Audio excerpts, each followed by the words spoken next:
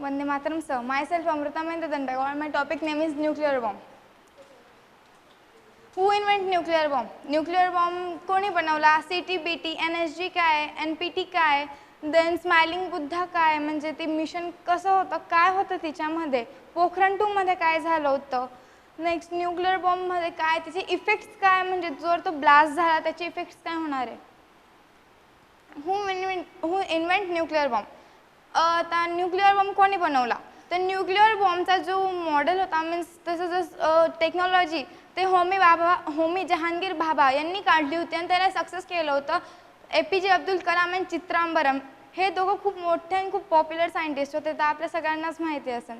त्यांनी न्यूक्लिअर बॉम्बचा जो शोध करून मीन्स आपल्या भारताला न्यूक्लिअर प्रधान देश याच्यामध्ये ॲड करून टाकलेलं होतं.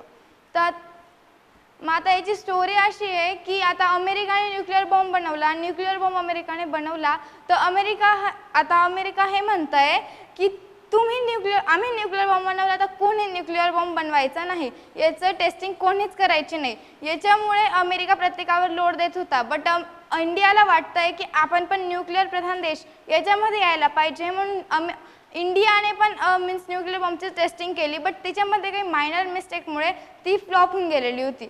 मग हे जेव्हा अमेरिकेला कळलं तेव्हा अमेरिकेने आपल्यावर 3 रूल्स टाकून दिले, CTBT, NSG and NPT. CTBT काय?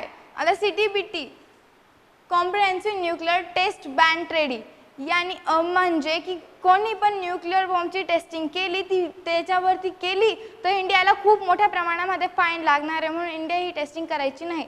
सेकंड आहे NSG न्यूक्लिअर सप्लाय ग्रुप, यानी की न्यूक्लिअरमध्ये जे युरॅनियम नावाचं जे बेस असतं मीन्स एलिमेंट असतं ते एलिमेंट कोणी इंडियाला सप्लाय करायचं नाही, याच्याने इंडिया कधीही न्यूक्लिअर टेस्ट करू शकणार नाही. NPT nuclear on profession treaty, म्हणजे की आता इंडियाने टेक्नॉलॉजी बनवली होती न्यूक्लिअर बॉम्बची ती इंडिया कोणाला सप्लाय करू शकणार नाही, करणार पण नाही. बिकॉज इंडियाला जर कोणी सप्लाय केलं म्हणजे कोणी दिलं किंवा इंडियाने कोणाला दिलं त्याच्यामुळे बाकीचे देशही अजून हिंमत करत नाही की आम्ही पण न्यूक्लिअर बॉम्ब बनवू, आम्ही पण न्यूक्लिअर बॉम्ब बनवू, म्हणून त्यांनी NPT हा रूल दिला. स्माइलिंग बुद्धा, तर मग आता हे सगळं मीन्स हे जे आपले रूल्स आले होते ते झालं. त्यानंतर इंदिरा गांधी जेव्हा प्रेसिडेंट म्हणून आल्या तेव्हा त्यांनी स्माइलिंग बुद्धा नावाचं मिशन तयार केलं. त्या मिशनमध्ये मग आता आपल्याला तर युरेनियम भेटू शकणार नव्हतं, म्हणून त्यांनी सांगितलं की आम्हाला परमाणु पॉवर प्लांट बनवायचं आहे. परमाणु पॉवर प्लांटमध्ये युरेनियम 20% इनरिच युरेनियम यूज होतं, तर मग आपण त्याच्याने परमाणु बॉम्ब की न्यूक्लिअर बॉम्ब बनवू शकतो. म्हणून इंदिरा गांधींनी ते सांगितलं की आम्हाला इथं परमाणु पॉवर स्टेशन बनवायचं. आमचं तारापुरा गाव आहे, त्याच्यामध्ये बिजली मीन्स लाईट नाही आहे, त्याच्यामुळे आम्हाला खूप साऱ्या प्रॉब्लेम्सला फेस करावं लागतं आहे, म्हणून ते म्हटले की आम्हाला तिथं न्यूक्लिअर पॉवर स्टेशन बनवायचं आहे. तर मग त्याच्यासाठी अमेरिकाने आपल्याला हेल्प केली, पण प्रॉब्लेम अशी झाली की परमाणु बॉम्बमध्ये 80% इनरिच न्यूक्लिअर मीन्स युरेनियम लागतं, बट तिच्यामध्ये परमाणु पॉवर स्टेशनमध्ये जस्ट 20% लागत होतं, त्यामुळे हा प्लॅन पण आपल्याला फ्लॉप होऊन गेला. मग याच्यामुळे रिटर्न जेव्हा ते अमेरिकेला कळलं तेव्हा अमेरिकेने आपल्यावर नजर ठेवणी सुरू करून दिली. त्याच्यावरती अमेरिकाने स्पाय सॅटेलाईट ही सॅटेलाईट लॉन्च केली, जी 1 हवरमध्ये मीन्स सगळं चेकअप करायची की इंडिया काय करतंय काय नाही, मीन्स काय काय त्यांची प्लॅनिंग चालू आहे. आणि त्या सॅटेलाईटची खासियत अशी होती, त्याचे लेन्सेस अशा होत्या की छोट्यातली छोटी गोष्ट ती लगेच कॅच करून घ्यायची. हिला नॉर्थन ग्रॅम्फ्यू अशा नावाच्या एक सायंटिस्टने बनवली होती. ही अशा प्रकारे डेव्हलप होते की छोट्यातली छोटी गोष्ट लगेच त्यांच्या नजरेमध्ये येऊन जायची. सपोज आता इंडियाने न्यूक्लिअर टेस्ट करायसाठी इथं काही स्टँड्स वगैरे लावले, इकडे खड्डे केलेले, ते लगेच त्यांना दिसून जायचं आणि त्यांना मी समजून जायचं. काय सर? याचं कारण असा होता की त्यांना वाटलं की आता आम्ही जो न्यूक्लिअर बॉम्ब बनवला आहे तो कोणीच नको बनवायला, जर कोणी बनवला तो आपल्या तो बरोबरीला येऊन जाईल, म्हणजे तो पण न्यूक्लिअर बॉम्ब प्रधान आपण पण येऊन जाऊ आणि युद्धामध्ये आपल्या हारायची शक्यता मीन्स वाढू शकते किंवा आपण मीन्स हारू शकतो, म्हणून त्यांनी हे रूल्स दिले. स्माइलिंग बुद्धा हे मिशन आहे, म्हणजे हे मिशन याच्यासाठी बनवलं गेलं की कोणाला न समजता आपण न्यूक्लिअर बॉम्ब बनवू आणि न्यूक्लिअर प्रधान देश याच्यामध्ये येऊ. हां, त्या मिशनचं नाव स्माइलिंग बुद्धा होतं. पोखरण 2, तर मग आता पहिलं मिशन पण पोखरणमध्ये बनवलं गेलं होतं, नेक्स्ट मिशन पण पोखरणमध्येच बनवलं गेलं. पोखरण याच्यासाठी चूज केलं गेलं बिकॉज पोखरणमधलं जे क्लायमेट होतं ते न्यूक्लिअर बॉम्बला जसं क्लायमेट लागतं तसं क्लायमेटमध्ये येत होतं आणि तिथली जी मीन्स तिथं वस्ती खूपच दूर होती. मग असं तर खूप साऱ्या ठिकाणी असतंच, म्हणजे वस्ती त्याच्या काही जागांपासून खूप दूर वस्ती असते आणि ती खाली जागा असतात. पण पोखरण याच्यासाठीच चूज केलं बिकॉज तिथलं क्लायमेट जे आहे ना उष्ण असतं आणि उष्ण क्लायमेटमध्ये मीन्स त्याला ते न्यूक्लिअर बॉम्बला ते क्लायमेट सूट झालं, त्याला मीन्स त्याच्या बरोबरीला आलं म्हणून पोखरण चूज केलं गेलं. राजस्थानमध्ये. तिथून पाकिस्तान 459 किलोमीटर दूर आहे, मीन्स पाकिस्तानच्या बाउंड्री करायचं थोडं. पोखरणमध्ये मग आता इंडिया थोडा डेव्हलप होत गेला. इंदिरा गांधींचं मिशन तर फ्लॉप होऊन गेलेलं होतं, तर तिथं अटल बिहारी वाजपेयी नावाचे आपले जे प्राईम मिनिस्टर होते त्यांनी सांगितलं की काही पण हो, आपल्याला परमाणु बॉम्ब तर बनवायचाच आहे, काही पण करून आपण परमाणु बॉम्ब बनवूच. मग त्याच्यामुळे आमची सरकार का खाली चालली जाय, म्हणजे पण देशाला काही व्हायला नको. तर त्यांनी त्या मिशनसाठी चित्रांबरम नावाचे खूप पॉप्युलर सायंटिस्ट होते, त्यांना स्पेसचं चांगलं नॉलेज होतं, देन युरेनियम वगैरे किती यूज करायचं तिच्यामध्ये त्याचंही चांगलं नॉलेज होतं म्हणून त्यांना चूज केलं गेलं. आणि APJ अब्दुल कलाम सर यांना याच्यामध्ये चूज केलं गेलं. तर त्यांना फुल परमिशन देऊन दिली होती की तुम्हाला या प्रोजेक्टसाठी जे करायचं आहे ते करा, आम्ही तुम्हाला जेवढे पैसे लागेल तेवढे आपण टाकून देऊ. त्यामुळे मग त्यांनी हे मिशनला मीन्स सक्सेस करू शकले. तर मग त्यांनी तिथं सांगितलं मिलिटरी एक्सरसाइज त्याची ट्रेनिंग आपण इकडं आणू, म्हणजे मिलिटरीवाले इकडं ट्रेनिंग करतील, युद्धाची तयारी करतील आणि मग ते तिथं घरं वगैरे बांधले, तिथं स्टँड्स ठेवले, म्हणजे अमेरिकावाल्यांना वाटायचं की हे इथं बॉम्ब वगैरे फोडतील, त्याच्या प्रॅक्टिस करतील, त्यामुळे स्टँड्स ठेवले असतील. बट ते स्टँड रिअली तिथं जे मिसाईल मीन्स परमाणु बॉम्ब होता तो ठेवायसाठी बनवलेला होता आणि ते घर याच्यासाठी होते की मीन्स जो बॉम्ब फुटला तर पाहू की घर किती प्रकारे नाश होत आहे, म्हणजे काय काय होतं याच्यामध्ये, त्यासाठी ते घरं बनवले गेले होते. ते हो, पूर्णपणे हे मिशन सक्सेसफुल झालं होतं. तर मग जेव्हा हे अमेरिकेवाल्यांना कळलं, बिकॉज आपल्या भारतातले काही असे मंदबुद्धी मुलं मीन्स माणसं होते, त्यांना वाटायचं की काय फालतूमध्ये परीक्षण करताय हे, तसं पण बाकी अमेरिकात आहे, अमेरिका काय करणार काय नाही, म्हणजे त्याच्यावरती आपल्याला पण काही त्रास होणार आहे का, तसं त्याच्यामुळे 2-4 मंदबुद्धींनी त्यांना सांगून दिलं की इंडिया इकडं परमाणु परीक्षण करतोय. त्याच्यामुळे अमेरिका अजून संतापात येऊन गेला आणि मग त्यांना समजलं की ते चित्रांबरम आणि APJ अब्दुल कलाम नावाचे 2 पॉप्युलर सायंटिस्ट ते या मिशनला लीड करतायत. तर त्यांनी APJ अब्दुल कलाम सरांना तिकडे बोलवलं नासामध्ये, आणि नासामध्ये बोलून एक मिस्टेक करून टाकली की सगळं दाखवून दिलं त्यांनी त्या सॅटेलाईटवरनं कशी नजर वगैरे ठेवताय. मग जेव्हा ते APJ अब्दुल कलाम सरांना समजलं, त्यांनी 1 महिना थांबून पूर्ण स्टडी करून टाकला, पूर्ण स्टडी केला. मग वापस ते अमेरिकावाल्यांना समजलं की यांनी आता पूर्ण स्टडी करून टाकलाय, रिटर्न हे मिशन सक्सेस करू शकता. तर त्यामुळे त्यांनी ते जे सॅटेलाईट होते त्याची टाइम कमी करून टाकला, म्हणजे तो 1 आवर चालू तर 1 तासांपासून ते फक्त 20 मिनिटांपर्यंत आणून ठेवलं. का बरं? कारण की यांना वाटलं की 1 तासामध्ये हे एवढे जे मीन्स घरं वगैरे बांधले त्यांच्यामध्ये काही स्टँड वगैरे लावून दिलेले, शक्यतो तिथं पण ब्लास्ट करू शकता. वरतून त्यांना जर काही करायचं असेल तर काही बाहेरून वर्क असतं त्यांचं परमाणुसाठी, मीन्स परमाणु बॉम्बचं. हां, तो सॅटेलाईट लक्ष ठेवतो. 1 तासाची 20 मिनिटं करून हे झालं की त्यांच्यावर लगेच निगराणी ठेवता यायला पाहिजे. 1 तासामध्ये ते ऑर्बिट खातं आहे, मग त्याच्यामुळे त्यांचा तेवढा वेळ वाया जाऊ शकतो. इंडियावाले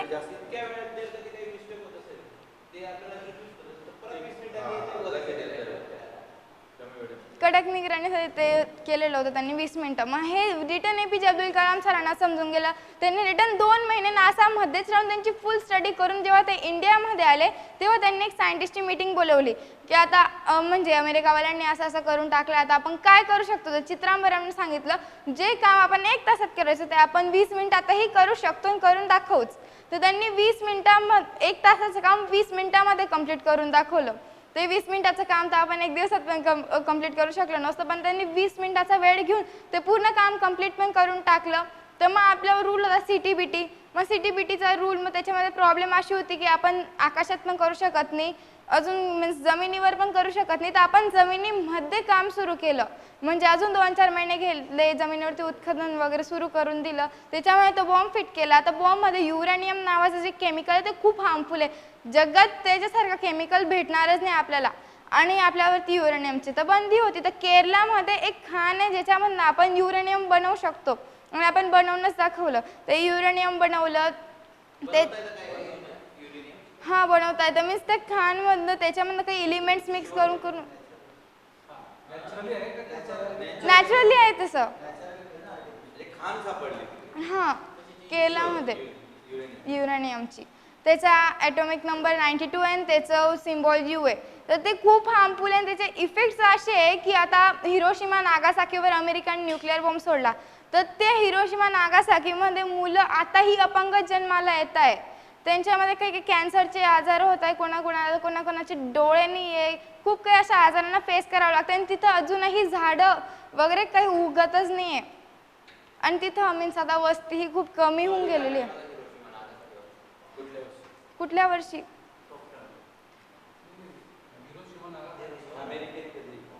अमेरिकेने टाकला होता तो बॉम्ब जपानमध्ये. Okay sir. तर आता ते जेव्हा झालं तर त्याचे इफेक्ट्स असे होते आणि मग त्यानंतर आता यांनी तर तो ब्लास्ट करून टाकला पण ती पोखरण अशी जागा होती ती पूर्ण वाळवंटाने भरलेली आणि तिथं अर्थक्वेकही येऊ शकतो कारण की ती जमीन थोडीशी पोकळ टाईप होती म्हणून तिथं अर्थक्वेक वगैरे येऊ शकतो असं अमेरिकावाल्यांना वाटलं. पण तिथं रिअली ॲक्च्युअली परमाणु टेस्ट होत होती. मग त्या टेस्टमध्ये अशा प्रॉब्लेम्स आल्या की त्यांना मीन्स ती जस्ट 2 किलोमीटर ती ब्लास्ट करू शकत होती. ते घरांचे तावलेले ब्रिक्ससुद्धा मिळणं खूप कठीण होऊ शकत होतं. त्याचे छोटे छोटे कणही मिळणं खूप कठीण होऊ शकत होतं. एवढा मोठा ब्लास्ट झाला होता तो. तर जस्ट ते 2 किलोमीटरच ब्लास्ट करू शकत होते त्याच्याहून जास्त वेळ जात नव्हतं. तर त्यांनी अजून 3 रॉकेट्स बनवले म्हणजे परमाणु बॉम्ब 3 बॉम्ब बनवले रिटर्न तसेच आणि मग त्याच्यामध्ये अशा काही डेव्हलपमेंट केल्या ज्याच्याने ते बॉम्ब म्हणजे 4 किलोमीटर ते बॉम्ब पूर्ण डिस्ट्रॉय करून टाकायचे. त्याचं मीन्स असे इफेक्ट असे होत गेले की आजूबाजूचे जे गाव होते तिथं पण मीन्स अर्थक्वेक सारखं यायला लागून गेलं.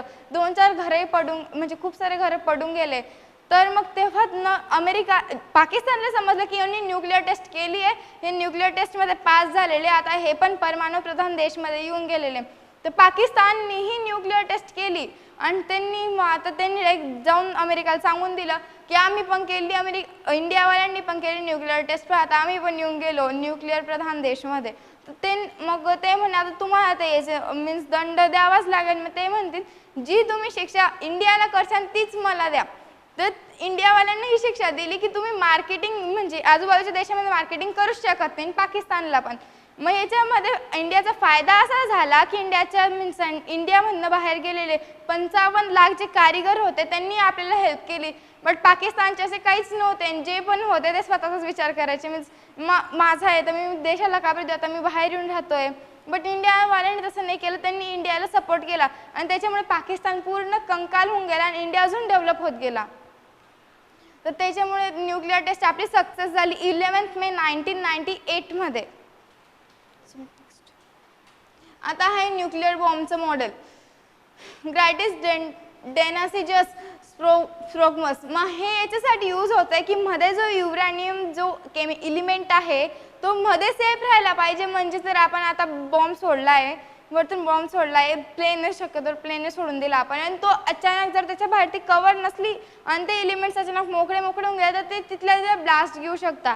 आणि जर सपोज आपल्याला तो बॉम्ब पाकिस्तानवर सोडायचा तर पाकिस्तानवर तो काही इफेक्ट करणार नाही. त्यामुळे त्याच्यावरती बाहेरून अशी लेअर असते.